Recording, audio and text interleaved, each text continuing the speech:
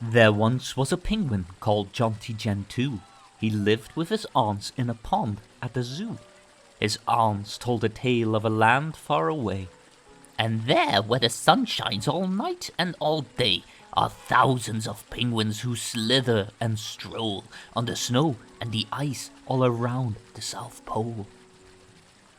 Was it a story or could it be true? "I'm going to go there," said Jonty Gentoo.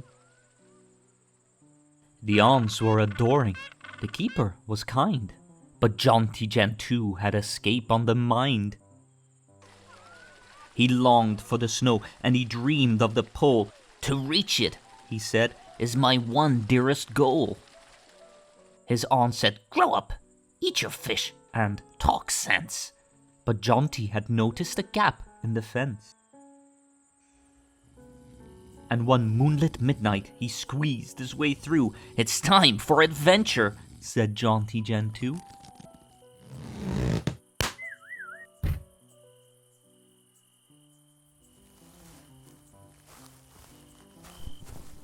Jonty kept walking as day followed night. He saw lots of poles, but they didn't look right.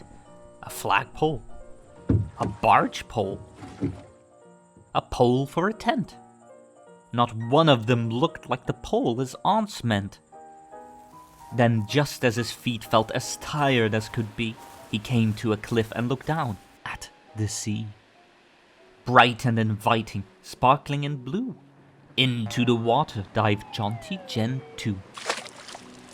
He swam through the ocean for week after week, flapping his flippers and filling his beak with cuttlefish, jellyfish, codfish, and krill, as the water grew colder and then colder still.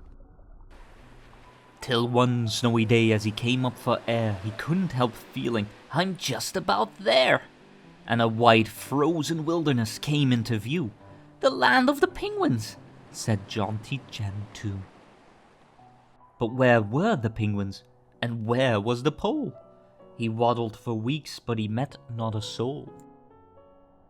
Winter brought darkness, the sun went away, and Jonty felt colder and sadder each day.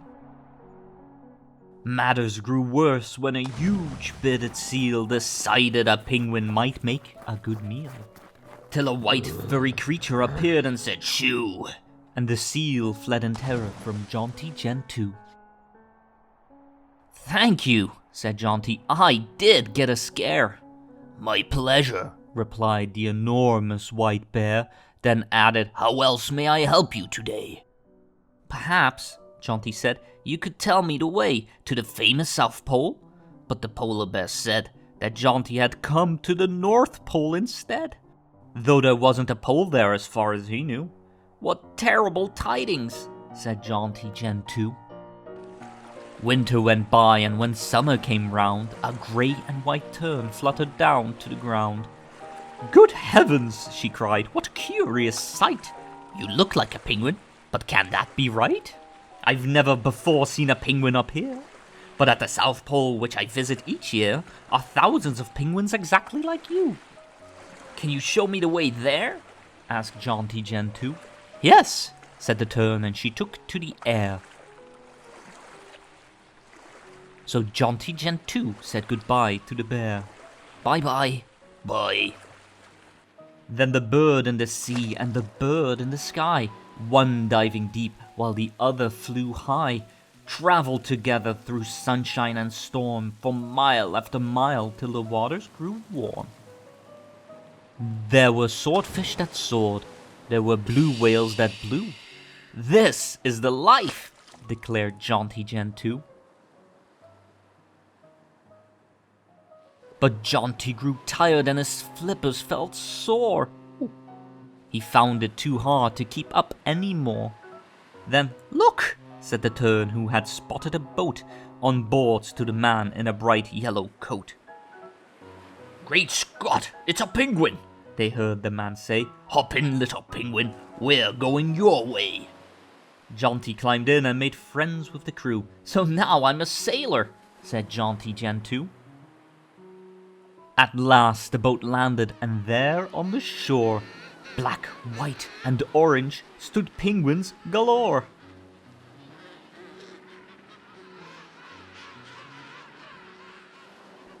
Emperor penguins, majestic and tall. Adderley penguins, quite sweet, but too small. And then, round the corner, he saw them. Great news! A heart-warming huddle of gorgeous Gentoos. They trumpeted gladly, they stood in a queue, and took it in turns to say, "How do you do?" to a brave and adventurous Jonty Gentoo. How do you do? How do you do? How do you do? How do you do? How do you do? How do you do? How do you do? How do you do? How do you do? How do you do? How do you do? How do you do?